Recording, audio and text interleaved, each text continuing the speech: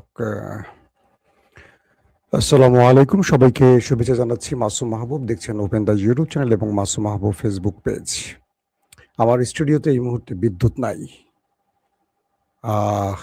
ব্যাকআপে চলছে, রুম গরম হতে শুরু করছে আর কি। কি করব, দেশ ছেড়ে চলে যাবো কিনা আবার বুঝতেছি না। এমন এক দেশে আসছে যে দেশে বিদ্যুৎ নিয়ে আমাদের সারা জীবন ভোগান্তির মধ্যে পড়তে হচ্ছে। সারাদিনই বিদ্যুৎ যাচ্ছে আর আসছে, যাচ্ছে আর আসছে। মানে বিদ্যুৎ থাকার চেয়ে বেশিরভাগই চলে যাচ্ছে। ৫৪ বছর ধরে এই দেশ কতটুকু এগিয়েছে আমাদের বিদ্যুৎ ব্যবস্থার দিকে আর হাসপাতালের দিকে তাকালে বুঝতে পারবেন। তারপরও আমরা আছি কি নিয়ে জানেন? খাম্বা আর গুপ্ত শব্দ নিয়ে। লজ্জা লাগে আমার আসলে সত্যিকার অর্থে আমি নিজেই লজ্জিত যে আমরা কোন দেশে বাস করি। যে দেশটাকে সংস্কারের জন্য, যে দেশটাকে এগিয়ে নেয়ার জন্য আমাদের কাজ করা উচিত, আমরা এখন গুপ্ত শব্দ নিয়ে আছি আর খাম্বা শব্দ নিয়ে আছি। একদল বলে গুপ্ত, একদল বলে খাম্বা। অথচ দেখেন আমাদের অবস্থা কি? খুবই দুঃখজনক ব্যাপার। বাংলাদেশের মানুষ যদি সচেতন না হয় আর বাংলাদেশের মানুষ যদি এরকম গর্দভ হয়, এই দেশ কখনো আগাবে না। নেতারা চুরি করবে, দেশ লুট করবে, সুইস ব্যাংকে টাকা জমা করবে আর আমরা সারা জীবন গুপ্ত আর খাম্বা নিয়ে পড়ে থাকবো। এইজন্য দেশের মানুষের জন্য আসলে আর মানে কি বলবো, ভালোবাসাটা কমে যাচ্ছে আস্তে, আস্তে। দর্শক, চলেন আমরা আসলে যে খবর দেওয়ার জন্য এসেছি সে খবরে যাই। সবাই শুনতে এবং দেখতে পাচ্ছেন। ভাই হাদী সম্পর্কে কিছু বললেন। কি বলবো, হাদী তো জীবনটা দিয়ে চলে গেল দেশের জন্য। আর এই দেশ হাদীকে মনে রাখেনি, হাদীকে ভুলে গেছে। আর যারা এই দেশের জন্য লড়াই করে হাসিনাকে তাড়িয়ে একটা দেশ নতুন করে স্বাধীন করেছে, তারা নাকি এখন গুপ্ত হয়ে গেছে। চলেন, আর কিছু বলার নেই। জি ভাই, চট্টগ্রামের লোকজন দেখতে পাচ্ছি সব।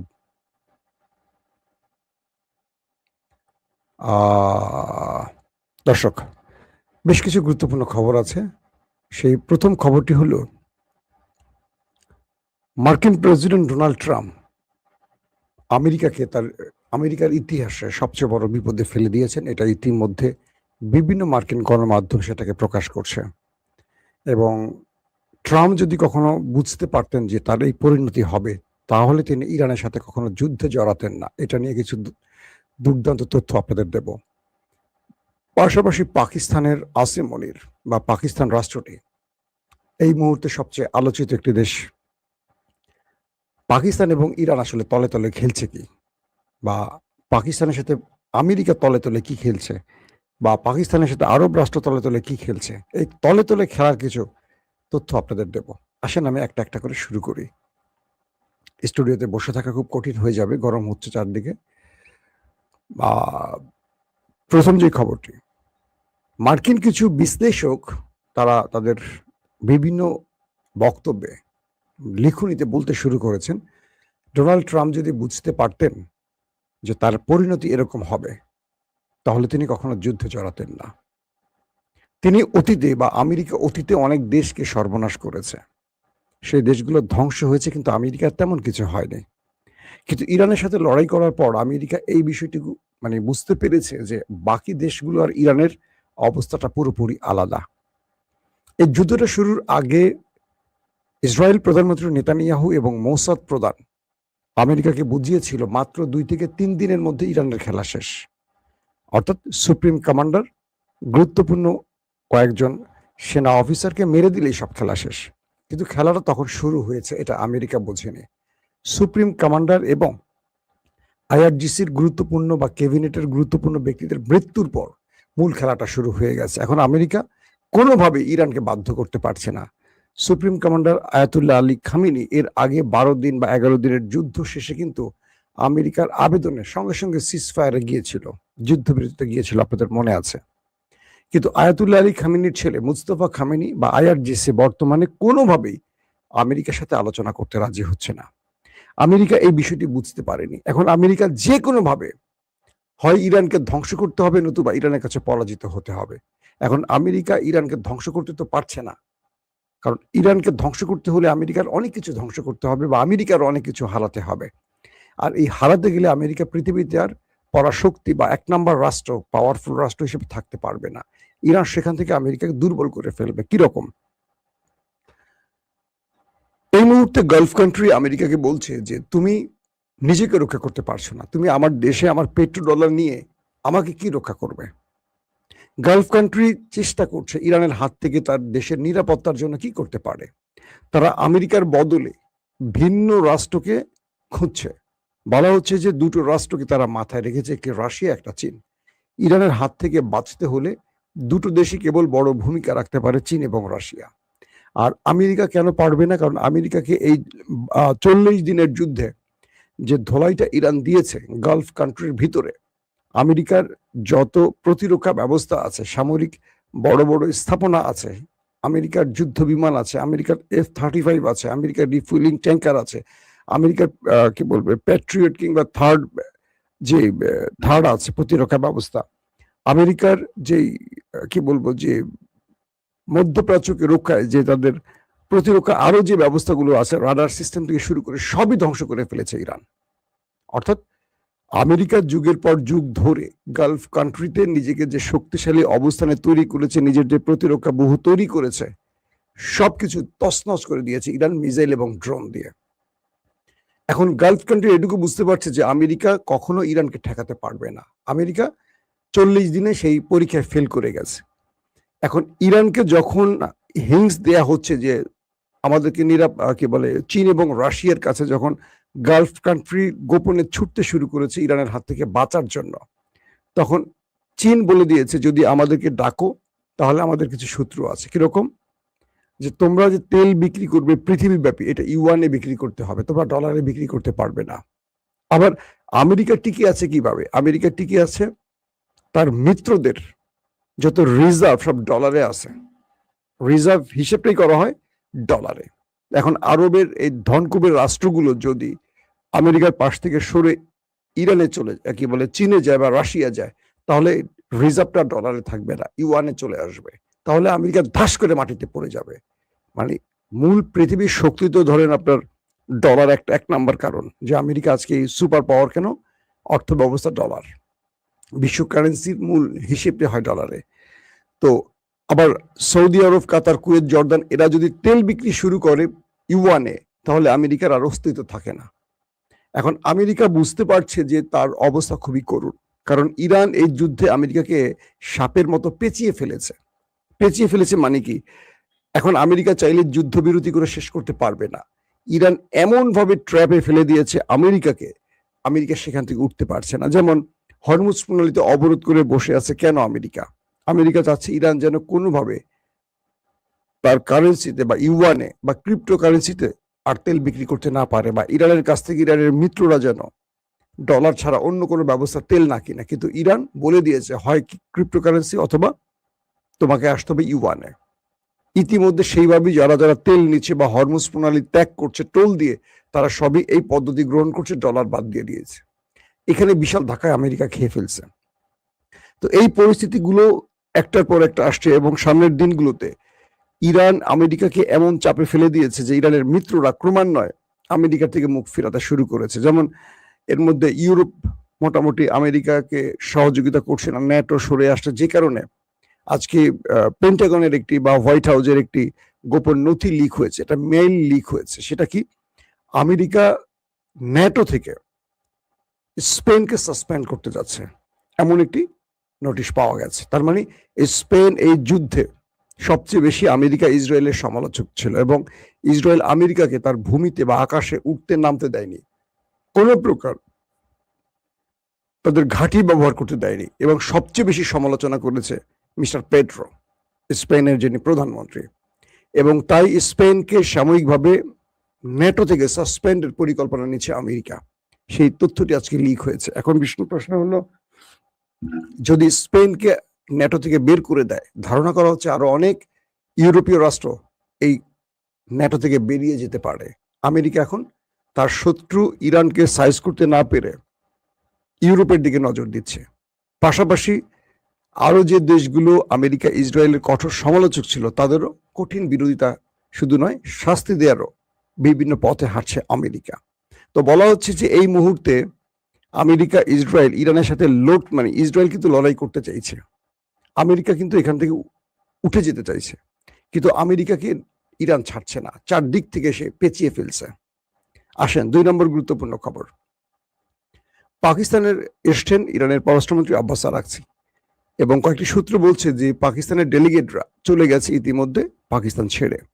অন্যদিকে আজকে আমেরিকার প্রতিনিধি দল আসার কথা পাকিস্তানে।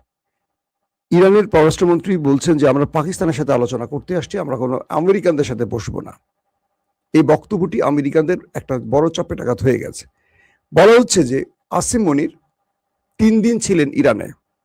3 দিন থেকে ইরানকে যে কোনোভাবেই তিনি বোঝাতে চেয়েছিলেন এবং বুঝিয়ে সম্ভব করেছিলেন যে তুমি হরমুজ খুলে দাও, তুমি তোমার মতো হরমুজ পূর্বের মতো রাখো, টোলাদায় করো, যেটাই করো। আর আমেরিকা যে অবরোধ দিয়ে বসে আছে, আমেরিকা বলছে আমেরিকা এখানে থাকবে না, তুমি হরমুজ খুলে দিলে আমেরিকা চলে যাবে।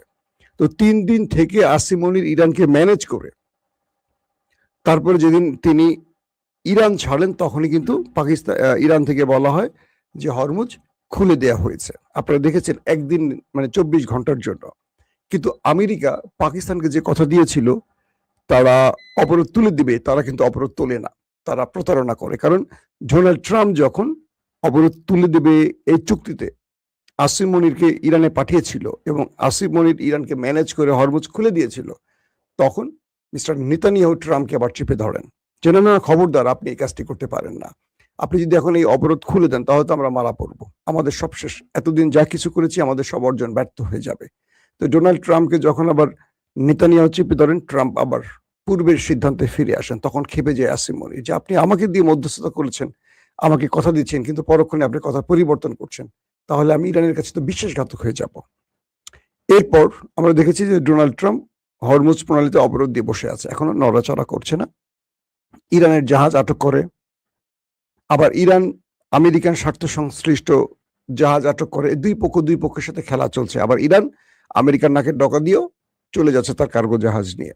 তো ইরানের তেল কেনার জন্য আজকে নতুন করে চীনের উপর নিষেধাজ্ঞা জারি করে দিয়েছে আমেরিকা। বুঝতে পারছেন আমেরিকা কোন দিকে ছুটছে। তো এই অবস্থায় আজকে নতুন যে খবরটি এসছে যে ইরান বা আব্বাস আরাকচি পাকিস্তানে এসে তাদের বক্তব্যগুলো তুলে ধরেছে পাকিস্তানের কাছে যে তোমরা সিদ্ধান্ত নিচ্ছ, ভালো নিচ্ছ, আমাদের জন্য করছো বা বিশ্বের শান্তির জন্য করছো, কিন্তু তোমরা মধ্যস্থতা করো আর যেটাই করো আমেরিকাকে আগে রাজি করাবে। শুধু বিষয়টা এরকম না, আমেরিকা তার কথার উপর ঠিক থাকবে কিনা। কারণ আমেরিকা সকালে একটা বিকালে একটা বলে, ট্রাম্পকে পৃথিবীর কেউ বিশ্বাস করে না। তো এই লোককে দিয়ে তোমরা কেন এই মিশনে নেমেছ? তো এছাড়া আরো যে ইরানের কিছু পরিকল্পনা আছে সেই বিষয়গুলো পাকিস্তানকে বলা হয়েছে এবং ইরান স্পষ্ট বলে দিয়েছে পাকিস্তানকে যে আমরা নিউক্লিয়ার ইস্যুতে আমেরিকার সাথে কোনো কথা বলতে রাজি না।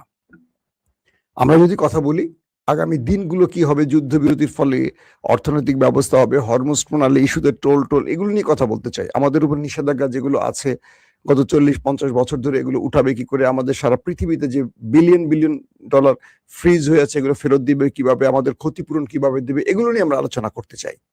আমেরিকা যে আমাদের সাথে নিউক্লিয়ার বিষয়ে যে আলাপ করতে চায় এই বিষয়ে আমরা কোনো কথা বলতে চাই না। যদি আমেরিকা নিউক্লিয়ার বাদ দিয়ে অন্য কোনো প্রসঙ্গে কথা বলতে চায় সেই প্রসঙ্গের প্রস্তাবনা আমাদের কাছে পাঠাও, আমরা তোমাদেরকে যে প্রস্তাবনা দিয়েছি এর অ্যাকচুয়ালি আমরা এদিক ওদিক যাব না। অর্থাৎ ইরান তার অবস্থাটা পাকিস্তানকে জানিয়ে দিয়েছে। এখন পাকিস্তান সেই ব্যাখ্যাগুলো পাঠাবে আমেরিকার কাছে। এখন আমেরিকা যদি রাজি থাকে তাহলে কিছু একটা হবে, আর যদি রাজি না থাকে, আমেরিকা যেভাবে মধ্যপ্রাচ্য চারদিক থেকে ঘিরে ফেলছে, একটার পর একটা রণতরী তাদের আসছে, তাদের যুদ্ধ বিমান আসছে, তাদের রিফুয়েলিং ট্যাঙ্কার। আজকে আমি আপনাদের বিকেলের খবরে বলে দিয়েছি যে 25টি রিফুয়েলিং ট্যাঙ্কার কেবল ইসরায়েলি নেমেছে বেনগরিয়ান বিমানবন্দরে। সৌদি আরব, কুয়েত, কাতার, আরব আমিরাতে প্রচুর যুদ্ধ বিমান ঢুকছে, প্রচুর রিফুয়েলিং ট্যাঙ্কার ঢুকছে, ড্রোন ঢুকছে, বিভিন্ন ইকুইপমেন্ট ঢুকছে, প্রচুর অস্ত্র ঢুকছে। অর্থাৎ বলা হচ্ছে যে আমেরিকা একদিকে আলোচনার কথা বললেও পুরো মধ্যপ্রাচ্যে আরেকটি ক্যান্টনমেন্ট তৈরি করার কাজ করছে এবং প্রচুর সেনা ঢুকছে, কমান্ডো ঢুকছে, প্যারাট্রুপার ঢুকছে। এদেরকে নিয়ে আমেরিকা একটা বড় অ্যাডভেঞ্চারে যাবে, এটা মোটামুটি নিশ্চিত হয়ে গেছে। তো এই পরিস্থিতির মধ্যে ইরানের জাতীয় নিরাপত্তা প্রধান ইব্রাহিম সাহেব বলেছেন যে আমরা আমেরিকার সাথে আর কোনো আলোচনায় বসবো না, আমেরিকা হরমুজ ছেড়ে দেবে, এটাই চূড়ান্ত সিদ্ধান্ত। এবং হরমুজ ইরানের, এখান থেকে ইরান টোল আদায় করবে, ইরান যার কাছ থেকে টোল আদায় করবে আবার কারো কাছ থেকে মন চাইলে করবে না, সেটা ইরানের সিদ্ধান্ত। কিন্তু এখান থেকে আর কোনো বিষয় ইরানের আমেরিকার কাছ থেকে আর কোনো অনুমতি প্রয়োজন হবে বা আমেরিকার সাথে কোনো বিষয় সমঝোতা করবে এরকম না। যদি আমেরিকা চায় যুদ্ধ করতে, আমরা প্রস্তুত আছি, তবে আমেরিকাকে যুদ্ধে আসতে হবে লং টাইম প্রসেসে, শর্ট টাইমে না। আমেরিকা যা চিন্তা করছে তার চেয়ে বেশি আমরা তাদেরকে প্রতি উত্তর দেব। তো এই বিষয়গুলো এখন আবারও আমেরিকার জন্য টেনশনের কারণ হয়ে গেছে। অন্যদিকে ইসরায়েল লেবাননে এখন আক্রমণ চালাচ্ছে। ট্রাম্প 3 সপ্তাহ যুদ্ধবিরতি ঘোষণার পরও লেবাননে থেমে থেমে দক্ষিণাঞ্চলে সাউথ লেবাননে ওই দেশটি এখন হামলা করছে। তাই লেবাননরা বলছে যে এই যুদ্ধবিরতির কোনো অর্থই নেই। একদিকে যুদ্ধবিরতি বলছে, অন্যদিকে হামলা করছে। তো এই সবকিছু মিলে আজকে একটি তথ্য দেখলাম, প্রায় 2000-এর অধিক লেবানিজকে হত্যা করেছে নেতাকাকুর দেশটি, 7,000-এর অধিক আহত, 1 মিলিয়ন মানুষ দেশ ছাড়া। এই পরিস্থিতির মধ্যে আসলে কোনোভাবে শান্তি চুক্তি সম্ভব নয় বলে দিয়েছে লেবানন।